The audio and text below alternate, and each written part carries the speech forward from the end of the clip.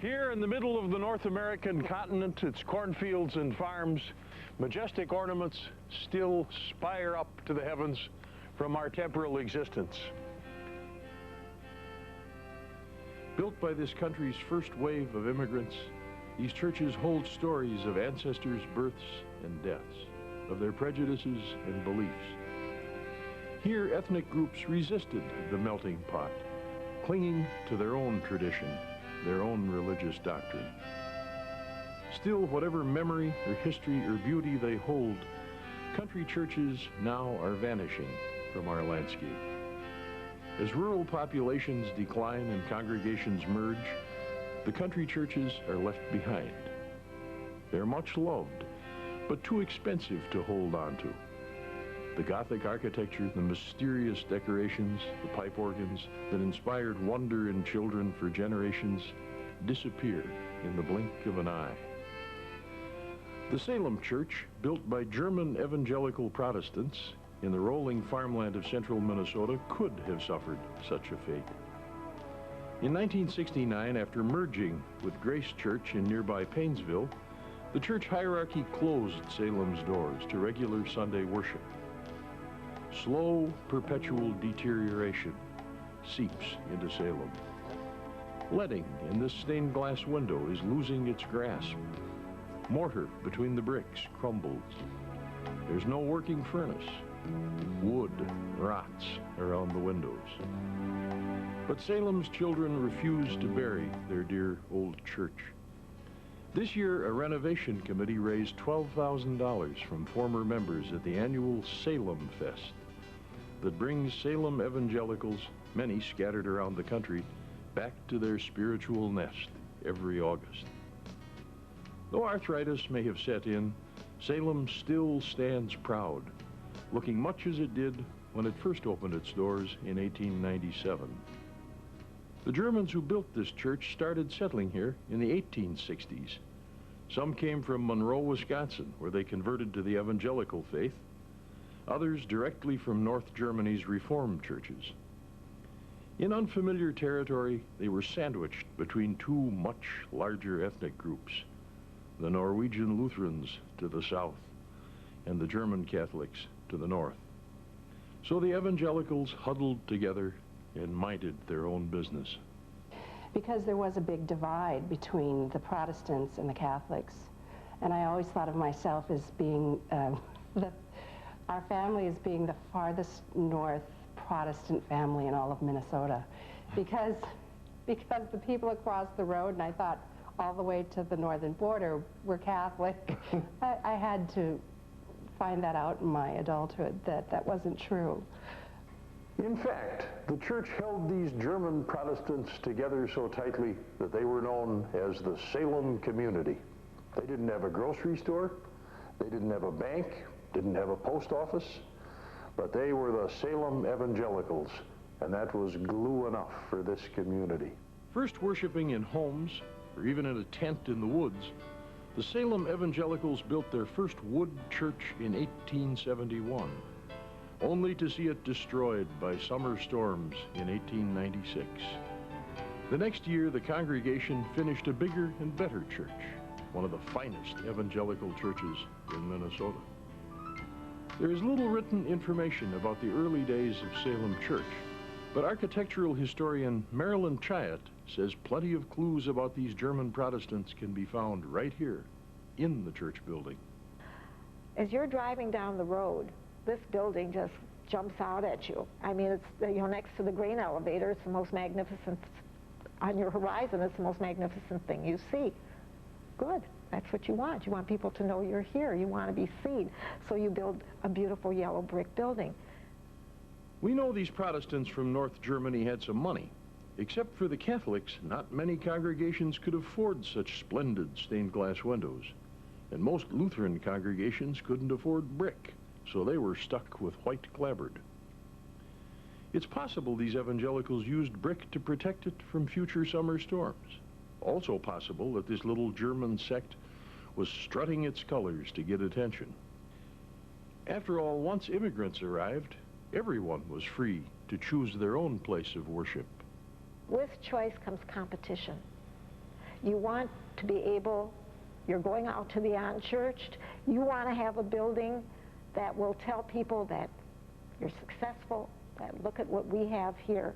And for these German Protestants living in Stearns County, you know, cheek to jowl with Norwegian Lutherans over here and German Catholics over there, each building, especially the German Catholics, who were their fellow countrymen, building these magnificent churches, they wanted something that was equal to those. Former congregants still speak with pride about this impressive structure rising straight out of the farm fields. It was quite a church, I guess, for those times. For a farm community, this was a church, I'll tell you. This was a beautiful edifice. At first glance, Salem emulates a high Anglican church, an architectural style that so impressed immigrants they adopted it nationwide. But there are important differences. The doors are not front and center. They're on the corner. The bell tower is white clapboard, not the yellow brick that dresses the rest of the structure. We have to recall, up until 1871, Germany was a group of principalities. And if you were a Protestant living in a Catholic principality, you were not allowed to have a bell tower on your church. You also were not allowed to have the doorway on the front of the church on the main street. Now, if you look at this building, the doorway is on the side. It's not in the front where one would suspect it. And the bell tower almost looks like an addition, an afterthought. And one could speculate, and this is pure speculation, but immigrants coming to this country were experiencing something entirely new, the freedom to worship. They still were not really comfortable with that. I mean, they brought with them their fears and their experiences in the old world. And the experiences of Protestants living in Catholic countries was no bell tower and no entrance on the front of the building. In contrast to its exterior face, the interior of Salem Church is noticeably lacking in ornamentation, except for 2 canvas paintings attached to the walls. Such simplicity is usual in preaching churches like the Evangelicals, the Methodists, the United Brethren. Their focus was on the preaching, not on the statutes. They were rebelling against the basilica, the Gothic revival basilica used by the Roman Catholics and the Anglicans and in this country the Episcopalians, because they saw them as being off-putting, as being dark with these dark stained glass windows, these high ceilings. They wanted something that was more welcoming. The communion table is small, again to keep the focus on the pulpit. The rounded pews must have been designed individually to fit the auditorium-style floor plan. Breaking away from the Gothic revival pointed arches, the wood ceiling is lowered and flat to bring sound down, so music and preaching can be heard. Stained glass windows at the back of the sanctuary are covered by curtains. Perhaps the morning light dancing in the sanctuary distracted this serious, sober band of Germans. Sunday school was held at the back of the church. These large doors, almost like garage doors, would roll up in time for the sermon so the children could see and hear the preacher. Here in these Sunday schools, children learned not only of the great men and women of the Bible, but also how to live their lives. Early ministers were stern. Known as circuit riders, they traveled from church to church in an appointed district and led their congregations on the straight and narrow path. Rules were specific, and the shame of disobedience was a powerful deterrent. For the most part, these congregations towed the line, but they weren't entirely pious and upright. The Germans were capable of mischief, too. They didn't allow dancing.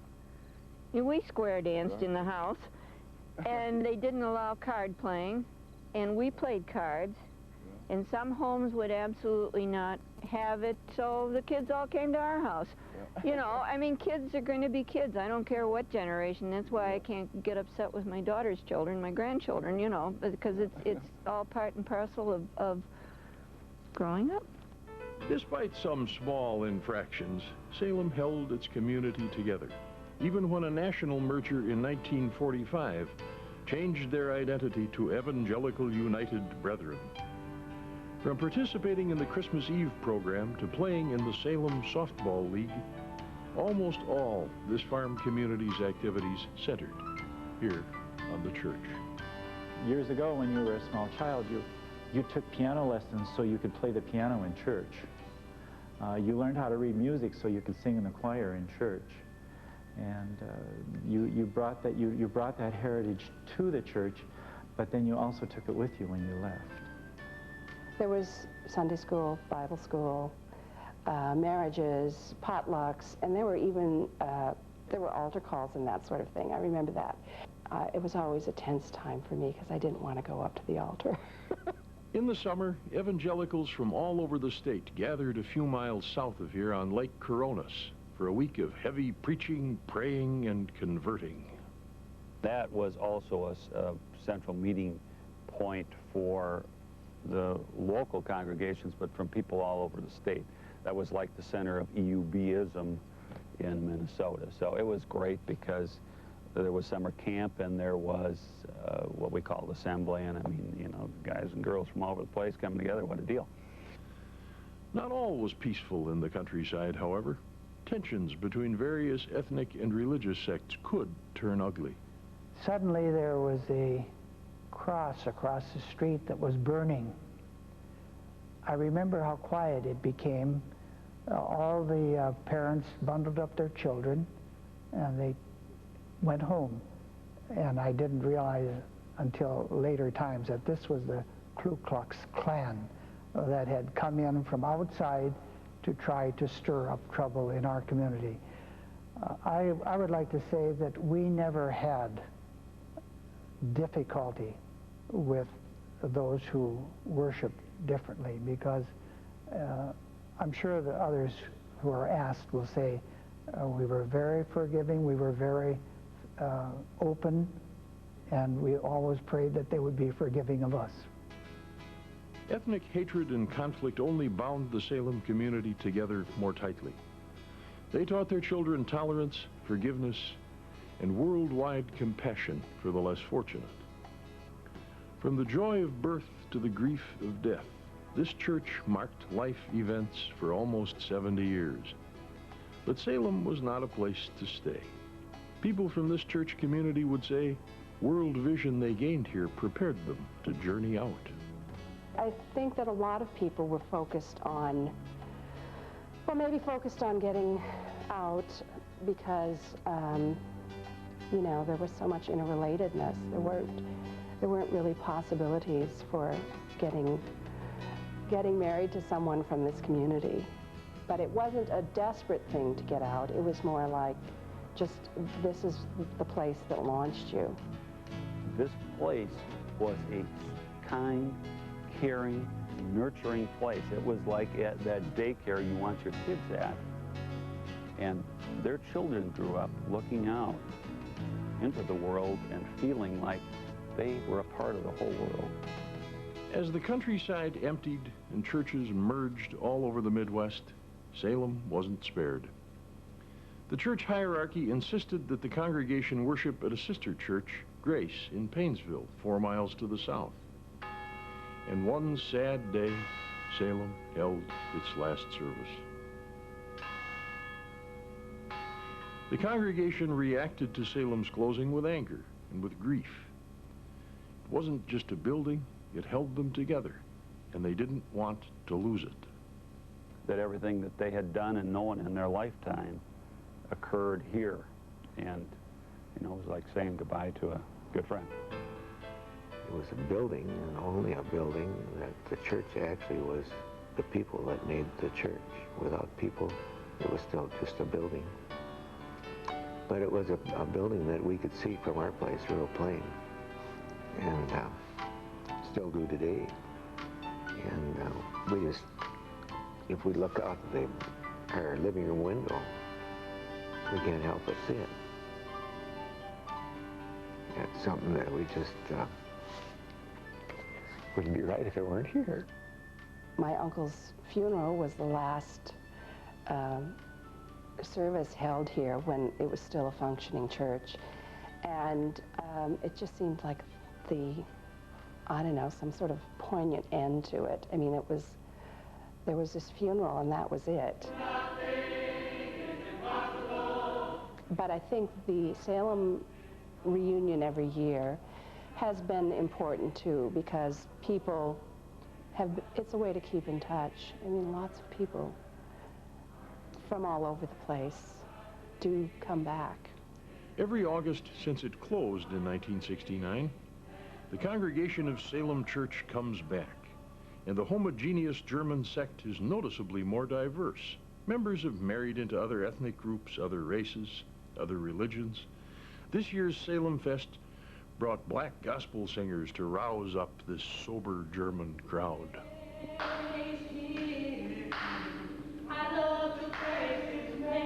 Every year for the last 25 years that we've had the Salem Fest, we've always been here. We haven't missed any. And we would sing, and we would pray, and we would put on the program so that we could gain enough of the feeling of the comfort of this special place to take home with us and survive for another year until we could come back again. Many in the Salem community will return here to stay. In this cemetery across the road from the church holds families together. The dead stay, the living visit. You live in the future, but you also have the past to remember, draw from it. The future of Salem now rests with the great-grandchildren, the descendants of the men and women who built this magnificent church. This is my heritage. This is something that's been here for 100 years. This is the very same church that my grandparents sat in and worshiped.